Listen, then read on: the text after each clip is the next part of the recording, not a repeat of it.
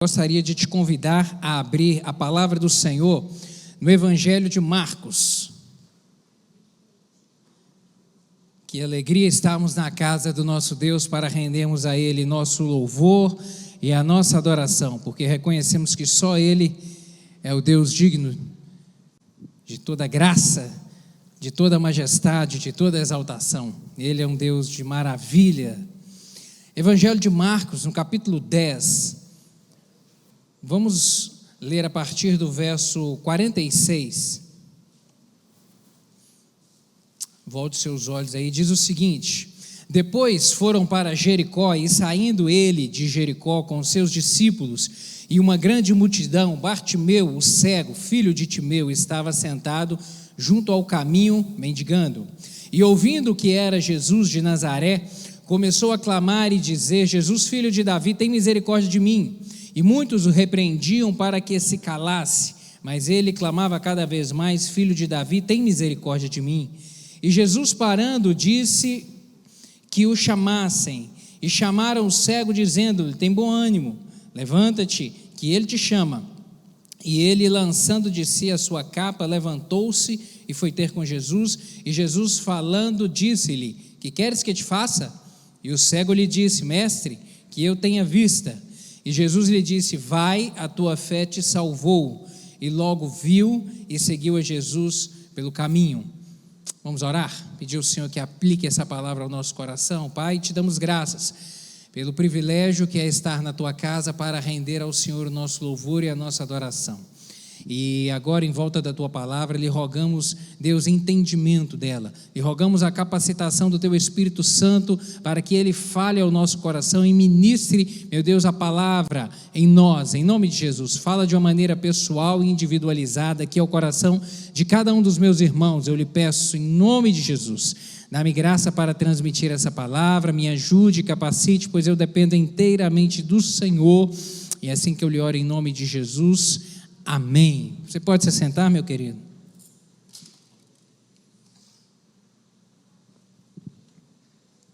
Esse texto, essa passagem aqui, ela vem nos falar, ela vem nos dar uma instrução e uma direção do Senhor a respeito de milagre, a respeito de como alcançar um milagre, como se alcança um milagre. Será que isso é tangível? Será que isso é possível, de alguma maneira, nós nos movermos em direção a um milagre e alcançarmos milagre? Eu sei que nessa noite você chegou aqui, de repente, com um grande questionamento, talvez no seu coração. Hoje é a noite da vitória, esse é o culto da vitória, onde apresentamos ao Senhor o nosso clamor, a nossa súplica, a nossa necessidade, pedindo a Ele que intervenha na nossa causa. E de repente você já está há algum tempo orando, perseverando em oração, e tem de repente surgido questionamentos no seu coração: meu Deus, é possível alcançar um milagre? Ou como alcançar um milagre da parte do Senhor? Como ter da parte do Senhor resposta a meu favor a respeito desta questão que eu tenho trazido ao Senhor? Nós vemos aqui na vida de Bartimeu e desse evento aqui que sucede em Marcos capítulo 10, essa narrativa, alguns ensinamentos. Jesus, ele estava aqui a caminho de Jerusalém, estava saindo de Jericó, como diz o texto, e estava a caminho de Jerusalém. O motivo, a razão era a festa da Páscoa. Jericó estava a cerca de 25 quilômetros de Jerusalém, e todo judeu, a partir de 12 anos de idade, homem, ele tinha, e que morasse a essa distância média de 25 quilômetros de Jerusalém, ele tinha a obrigação e o compromisso de estar presente nessa festa e de estar lá nesse momento. E Jesus Cristo estava indo de Jericó a Jerusalém, e seria a última Páscoa. Nessa Páscoa aqui já seria o evento derradeiro da crucificação dele. Então ele estava de trânsito, estava a caminho. E na porta norte aqui de Jericó estava assentado esse homem, cego, e a Bíblia diz que ele era mendigo, estava ali pedindo esmolas. O nome dele era filho de Timeu, assim narra o texto. Nesse tempo aqui, um tempo onde o trabalho era um trabalho braçal, o trabalho era pecuária, era agricultura, e alguém que tivesse uma disfunção, que não tivesse algum de seus membros ou que tivesse algum tipo de sequela ou defeito incapacitante para o trabalho, não lhe restava alguma outra opção, se não tivesse uma família que o sustentasse, a não ser a mendicância. E esse era o retrato aqui da história de Bartimeu, desse homem. E nesse momento aqui, Jesus está de saída da cidade e a Bíblia, o texto nos diz que uma multidão acompanhava Jesus e ele pergunta quem é que estava, que movimento era aquele, e quando ele é informado que é Jesus que está passando, o texto diz que ele grita, ele fala: Jesus, filho de Davi, tem misericórdia de mim. Ele certamente clama ali numa expectativa ou numa esperança de que houvesse da parte de Jesus uma resposta, de que Jesus pudesse de repente ouvir o seu grito de socorro, se compadecer, de alguma maneira chamar a atenção de Jesus e de repente ter alguma coisa mudada na sua vida, ou uma ajuda, ou um milagre, alguma coisa. Essa era a expectativa dele. E o texto diz que Jesus ouviu a sua voz, o Senhor ouviu a sua voz. E nós vemos aqui o desenrolar da narrativa vai mostrar que um grande milagre aconteceu. Grande. Se existe milagre grande ou pequeno, não dá para a gente poder definir isso, porque milagre é milagre. Milagre é tudo aquilo que é incapacitante para nós, que foge das nossas possibilidades. E aqui Jesus opera um milagre. Ele traz a visão a alguém que realmente é cego. E quando estava meditando nesse texto, o Espírito Santo me trouxe esse questionamento: o que fazer para alcançar um milagre? Há da minha parte, há da nossa parte algum movimento que possamos fazer de maneira que toquemos o coração do Senhor e alcancemos um milagre, uma resposta daquilo que nós necessitamos, do nosso clamor, da nossa súplica? Esse texto vai nos apontar que é possível. É possível. E é preciso algumas coisas. A primeira delas que me chama a atenção nesse texto aqui está logo no verso 47, que vai dizer que, ouvindo que era Jesus de Nazaré, começando a clamar: Jesus, filho de Davi, tem misericórdia de mim. Nós vemos aqui que Bartimeu clamou, e ele chamou a atenção de Jesus. Isso é o que eu quero que você grave nessa noite. Para obter um milagre é necessário chamar a atenção de Jesus. Chamar a atenção de Jesus. E aqui é um ponto central para a gente voltar a nossa atenção e os nossos olhos. Por quê? O texto diz que havia uma multidão e certamente muita gente estava chamando por Jesus aqui. Não era só Bartimeu o único doente nessa história, certamente havia outros. Ao redor de Jesus, ao longo da narrativa dos evangelhos, nós vemos que sempre havia gente doente, necessitado, de alguma maneira precisando de algo que ele fizesse, clamando pela intervenção, chamando por ele. E certamente havia gente chamando aqui por Jesus nesse momento, de repente pedindo que o socorresse. De repente poderia haver outro paralítico, outros cegos, pessoas com algum outro tipo de enfermidade insolúvel naquele momento e clamando por Jesus. Mas o texto vai dizer que apenas um chamou a atenção do Senhor. Jesus parou apenas por um. A narrativa vai dizer isso. Bartimeu chamou a atenção de Jesus. Esse episódio aqui, ele é muito semelhante àquele evento lá da mulher do fluxo de sangue. Você lembra dele? Está lá em Marcos capítulo 5, um pouco antes, aqui está registrado. Onde uma mulher que tinha um fluxo de sangue há 12 anos, entra no meio de uma multidão que caminhava com Jesus e toca em Jesus, e o texto diz que Jesus para e começa a perguntar: quem é que me tocou? No meio de uma multidão que apertava ele. Os seus discípulos falam isso: Jesus, como assim quem te tocou? Está todo mundo te apertando aqui? Está todo mundo te apertando? E o Senhor pergunta: quem me tocou? Mas ele falou: não, de mim saiu virtude, alguém chamou a minha atenção. Alguém chamou a minha atenção aqui. De mim saiu virtude. É exatamente semelhante àquele evento, chamar a atenção de Jesus. Essa é a primeira coisa que nós precisamos entender para alcançar um milagre, querido. E aqui, chamar a atenção de Jesus não é a religiosidade que atrai a atenção de Jesus. A gente precisa compreender isso. Não é a religiosidade que atrai, não é o nosso clichê crentez, não é atos exteriores, a forma de vestir, ou a forma de falar, ou de prender o cabelo. Não é isso que atrai a atenção de Jesus. Não é isso. O que atrai a atenção de Jesus? Você me pergunta: então o que atrai, pastor, a atenção de Jesus? O evento lá em 1 Samuel capítulo 16 traz essa resposta para a gente. 1 Samuel capítulo 16, versos 6 e 7, é o evento onde Samuel vai ungir Davi como rei. Diz assim: quando chegaram, Samuel viu Eliabe e pensou, com certeza este aqui é o que o Senhor quer ungir. O Senhor, contudo, disse a Samuel: não considere a sua aparência nem a sua altura, pois eu o rejeitei. O Senhor não vê como o homem vê a aparência, mas o Senhor vê o coração. Esse evento aqui, Samuel foi conduzido pelo Espírito do Senhor à casa de Jessé para ungir aquele que seria o próximo rei de Israel. Saul era o rei nesse momento, mas Deus havia dito a Samuel que ele havia rejeitado Saul, e era para eleger um novo rei. Samuel não sabia quem era. Deus o dirigiu apenas à casa de Jessé e falou: você vai ungir aqui, um dos filhos dele. E aí os meninos foram chegando, do mais velho ao mais novo. E quando ele viu Eliabe, ele pensou, porque Eliabe era alto, o texto diz que de grande porte, e o texto vai dizer que no coração de Samuel veio: não é esse que é o rei, ele tem porte de rei, ele é alto, ele é forte, de repente ele é bonito, é esse o rei. E aí o Senhor vem dizer: olha, não é o exterior que me atrai, o que me atrai é o coração, o que me atrai é a sinceridade, eu olho por dentro, Samuel. E aí a narrativa lá de 1 Samuel capítulo 16 diz que ele foi dispensando, o Senhor foi dispensando um a um dos filhos até chegar no mais novo, que era Davi, quando foi ungir rei. Um coração contrito, um coração quebrantado. Salmo 51, verso 17 vai nos dizer isso, que é isso que atrai o Senhor. Os sacrifícios que agradam a Deus são um espírito quebrantado. A um coração quebrantado e contrito, o Senhor não despreza. É isso que atrai. E quando nós voltamos os olhos para essa narrativa aqui, nós vemos isso em Bartimeu. Nós vemos exatamente isso, porque ele vai se referir a Jesus chamando de filho de Davi.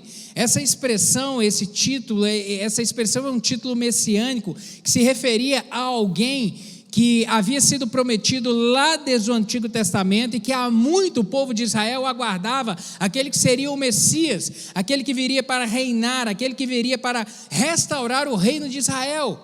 Israel estava vivendo sob o domínio romano aqui nesse tempo, então havia a grande expectativa que o libertador viria, o rei, aquele que realmente era o rei viria. Então nós vemos que quando Bartimeu abre os seus lábios e começa a declarar quem era Jesus, crendo no seu coração, ele vem justamente tocar, chamar a atenção do Senhor nisso, porque ele falava: Jesus, filho de Davi, declarando com os seus lábios que Jesus era o Messias, era o Filho de Deus, era aquele prometido, era aquele que se aguardava a respeito dele. Essa palavra chamou a atenção de Jesus. Ele reconheceu no seu coração e declarou com os seus lábios quem era Jesus, era o Messias, era aquele esperado, era aquele prometido. Chamar a atenção do Senhor é o que eu e você precisamos. Quando nós voltamos os olhos para a Bíblia, nós vemos aqui diversos homens e mulheres que chamaram a atenção do Senhor. Está registrado em textos bíblicos, eu me lembrei de alguns deles aqui.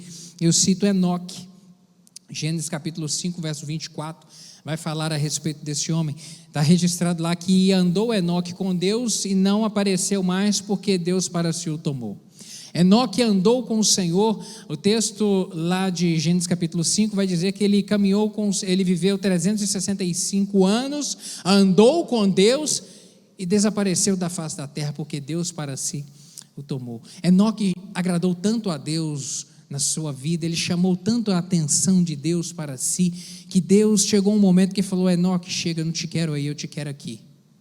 Chamou a atenção de Deus. Um outro personagem que eu me lembro, ali contemporâneo de Enoque, foi Noé. Pouco depois, Noé, capítulo 6 de Gênesis, vai dizer isso também, verso 9, que no seu tempo Noé foi alguém que chamou a atenção de Deus. Noé era um homem justo e íntegro. Entre os seus contemporâneos, Noé andava com Deus.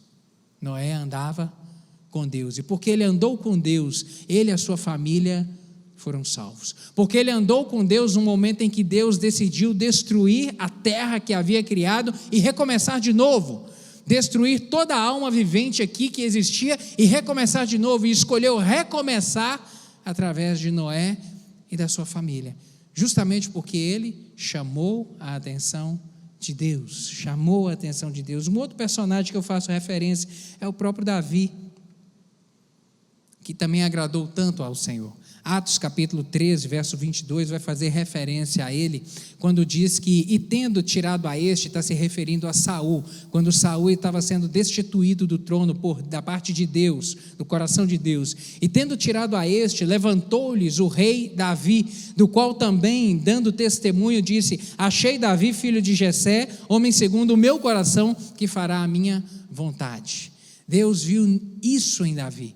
Deus sondou o coração dele e viu a sinceridade, o amor, o compromisso, a verdade nas palavras, mesmo ainda sendo tão jovem, mas viu que, embora não sendo perfeito, tinha integridade de coração.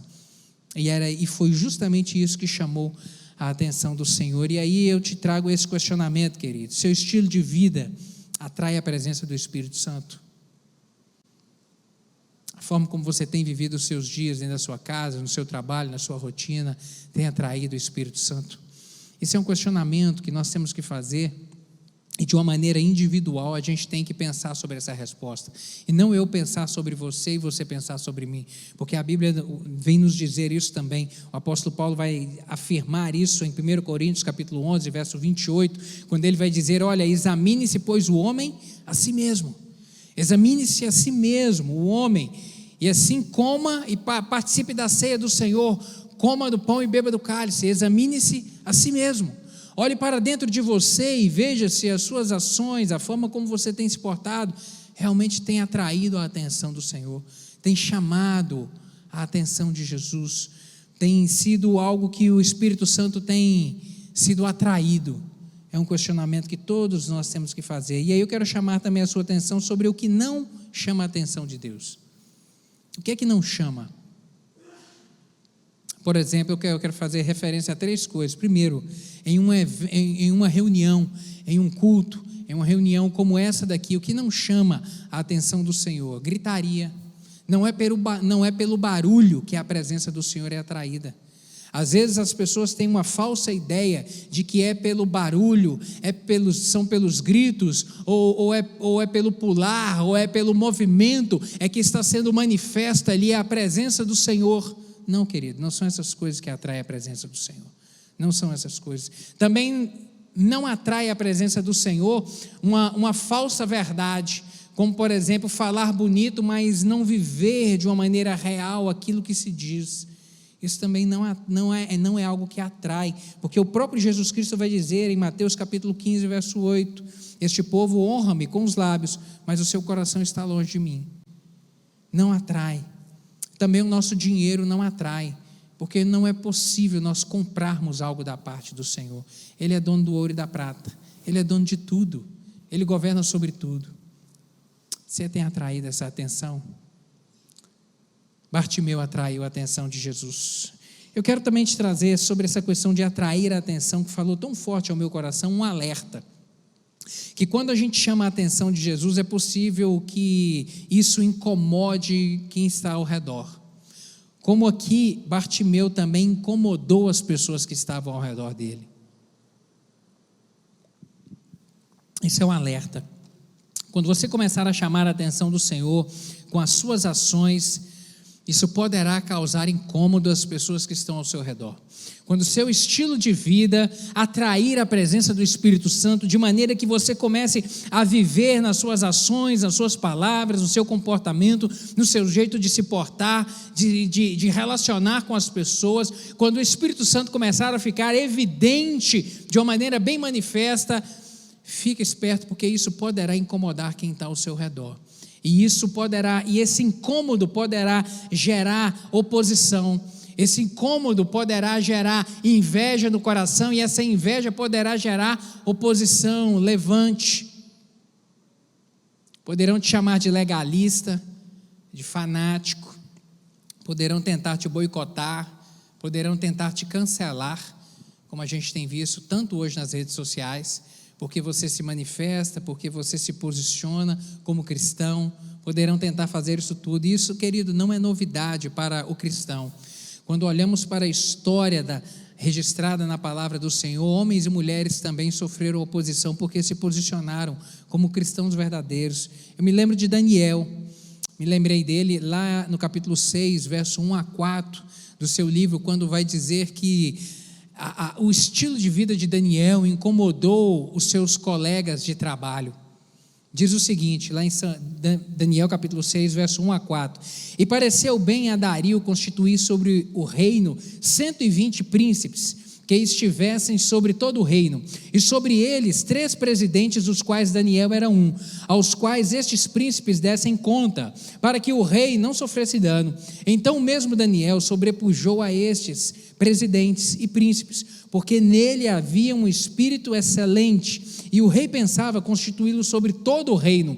Então os presidentes e os príncipes procuraram achar ocasião contra Daniel a respeito do reino, mas não podiam achar ocasião ou culpa alguma, porque ele era fiel e não se achava nele nenhum erro nem culpa.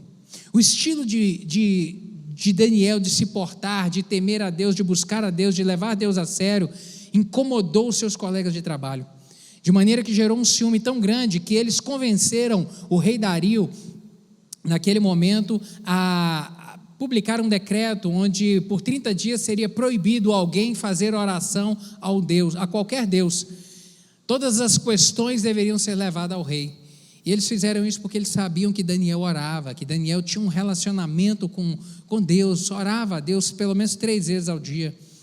E em nenhum desses momentos, após a publicação desse decreto, em nenhum desses momentos eles encontraram Daniel orando, o acusaram de desobedecer a ordem do rei, e por causa disso ele foi lançado lá na cova dos leões, e Deus fez aquele milagre extraordinário de fechar a boca dos leões, mas gerou incômodo.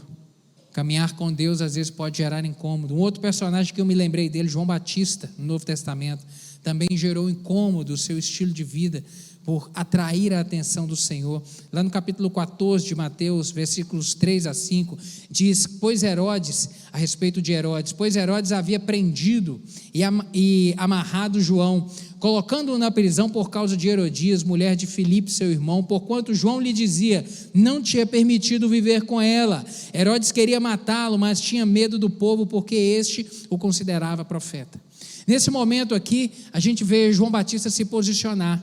Ele era profeta do Senhor e ele teve coragem de falar ao rei, olha, o que você está fazendo, Herodes, é errado. Você não pode fazer isso, você não pode tomar a mulher do seu irmão, isso é adultério. Isso é o que, queridos? Coragem de se posicionar. Coragem para falar sobre coisas que às vezes vão desagradar as pessoas. Hoje, nesse contexto que nós vivemos de redes sociais, nós vemos muitos se levantarem diversos temas contrários aos princípios da palavra do Senhor: aborto, homossexualidade, ideologia de gênero. E às vezes, quando nós nos posicionamos com coragem, porque é necessário ter coragem para ser cristão, a oposição se levanta, mas é necessário permanecer. O que nos importa? Atrair a atenção de quem que nos importa? Atrair a atenção de quem? Um outro personagem que eu me lembro é Estevão, que também por temer tanto a Deus, por caminhar tanto com o Senhor, por atrair a presença de Deus de uma maneira tão intensa na sua vida, criou ciúmes em pessoas. Atos capítulo 6, verso 8 a 12 vai dizer isso. Estevão, cheio de graça e poder, fazia prodígios e grandes sinais entre o povo, levantando-se, porém, alguns dos que eram da sinagoga, chamada libertos e sirineus, dos alexandrinos e dos da Cilícia e Ásia, e discutiam com Estevão e não podiam resistir à sabedoria e ao espírito pelo qual ele falava. Então subornaram homens que disseram: temos ouvido este homem proferir blasfêmias contra Moisés e contra Deus. Sublevaram o povo, os anciãos e os escribas, e investindo o arrebataram, levando ao sinédrio. A inveja tomou conta de homens, porque a palavra do Senhor na vida de Estevão, ela promovia sinais e prodígios, e gerou inveja em pessoas, atraiu a atenção do Senhor. Estevão foi um outro personagem, em razão disso custou a sua vida, a sua coragem de falar, de se posicionar, custou a sua vida, porque ele foi condenado aqui e foi apedrejado. Nós vemos isso no capítulo 7 ali de Atos. Sabe o que isso ensina para mim e para você, querido? A gente não pode deixar a oposição nos fazer desistir. Nós não podemos deixar a oposição nos fazer mudar o nosso estilo de vida, no sentido de recearmos aquilo que podem levantar contra nós, falar de nós ou falar a nosso respeito, de maneira que a gente venha desistir de buscar a face do Senhor, de viver os princípios da palavra do Senhor, de maneira que venha honrá-lo e que venha realmente agradá-lo. A multidão aqui que tentou calar Bartimeu, que tentou fazer com que Bartimeu parasse de incomodar, parasse de se manifestar, essa multidão ela representa coisas que nos afastam da presença do Senhor. Eu faço referência a laços, de repente oportunidades de pecar, que às vezes o diabo vem lançar diante de nós para nos afastar da presença do Senhor, como está registrado em Isaías capítulo 59, verso 2, que vai dizer que as nossas iniquidades é que fazem separação entre nós e o nosso Deus, e perseguições também, perseguições e problemas que muitas vezes se levantam para nos fazer calar. Se levante com coragem nesse tempo. Se levante com coragem nesse tempo para poder se posicionar, para desejar realmente chamar a atenção do Senhor na sua vida e não recear aqueles que se levantam para fazer oposição. Uma outra coisa que me chama a atenção aqui, que vai promover o milagre, atrair o milagre à nossa vida, é a questão de ser necessário ter persistência. O texto vai nos dizer nos versos 47 e 48 aqui de Marcos capítulo 10 que Bartimeu clamou, Bartimeu gritou, Bartimeu insistiu, querido, e a vitória ela é alcançada por aqueles que não param, aqueles que não desistem, aqueles que perseveram em orar, aqueles que perseveram em buscar, aqueles que perseveram em invocar o nome do Senhor. Não desista, não importa quanto tempo você está orando, persevere, não pare, em nome de Jesus, peça ao Senhor para te encorajar e te motivar a cada dia mais. Uma outra coisa que eu vejo nesse texto aqui, que para alcançar um milagre é preciso responder ao chamado de Jesus. Bartimeu, ele se levantou aqui de imediato, quando Jesus o chamou, a resposta de Bartimeu foi imediata em se levantar, em deixar a sua capa e em se posicionar para ir ao Senhor. Ele realmente se levantou. Sabe o que eu vejo nesse texto, querido? É que nós devemos corresponder ao Espírito Santo. O Espírito Santo, ele nos impele e ele nos move a buscarmos a presença do Senhor, a lermos a Bíblia. O Espírito Santo, ele fala ao nosso coração e nos impele a orarmos. O Espírito Santo é aquele que nos atrai à sua presença, à casa do Senhor, para virmos aqui, para em coletivo, para junto com os irmãos, adorarmos ao Senhor e sermos nutridos pela palavra do Senhor. Mas é necessário da nossa parte correspondermos a esse chamado. É necessário nos levantar, é necessário uma ação da nossa parte, é necessário um esforço da nossa parte, é necessário um esforço, é necessário não ficarmos parados, não ficarmos atônitos, mas nos posicionarmos, agirmos, correspondermos realmente ao Espírito Santo. Preciso também nos expressar de maneira muito clara a respeito da nossa necessidade. Traga o seu clamor ao Senhor e manifeste ele, seja objetivo. E nós vemos isso aqui no texto, que Jesus perguntou ao cego: o que queres que eu te faça? Parece tão óbvia essa pergunta de Jesus, parece tão óbvia, mas há pessoas que não sabem o que querem. E o próprio Evangelho nos mostra isso, lá naquele evento envolvendo o paralítico do tanque de Betesda. João capítulo 5 vai dizer isso. Jesus certa vez entrou em um local que era um tanque, onde um anjo de vez em quando descia, movia as águas, e aquele que entrava ali no tanque era curado. E Jesus visita aquele lugar onde havia inúmeros doentes. Ele vê um paralítico, ele pergunta ao paralítico: você quer que eu te faça alguma coisa? E o paralítico, em vez de dizer: olha, eu quero ser curado, você pode me curar? Mesmo que ele não conhecesse Jesus, ele poderia dizer: olha, eu quero ser curado, eu estou aqui porque eu espero um milagre. Mas o texto vai dizer que não, em vez dele falar, dele se expressar, ele vai trazer justificativas. Jesus não perguntou a ele por que ele não havia sido curado até aquele momento. E havia 38 anos que ele estava ali. Jesus simplesmente perguntou: você quer ser curado? Ele falou: olha, não, eu estou aqui até hoje, eu não fui curado, porque quando o anjo move as águas, na hora que eu vou descer, alguém passa na frente, e é por isso que eu estou aqui.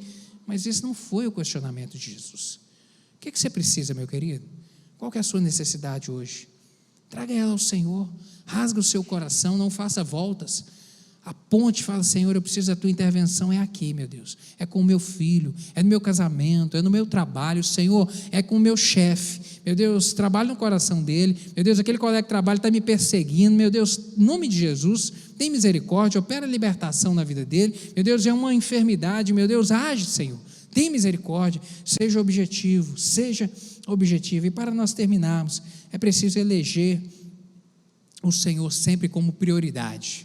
Bartimeu aqui, o texto diz que depois que ele recebeu o milagre, ele não se conteve apenas com a bênção de ter sido curado, ele decidiu caminhar e seguir o fluxo, ele decidiu seguir Jesus, ele decidiu caminhar com Jesus, sabe, Bartimeu não se contentou com a bênção, ele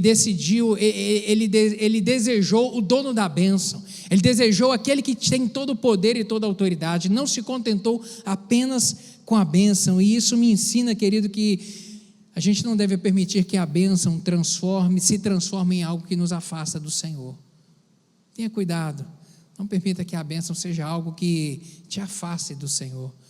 Não permita que a prosperidade te afaste do Senhor. Não permita que algo que você tem buscado tanto da parte do Senhor, de repente seja algo que amanhã ou depois vai te afastar dele. O dono da bênção é melhor que a bênção. Você entende isso?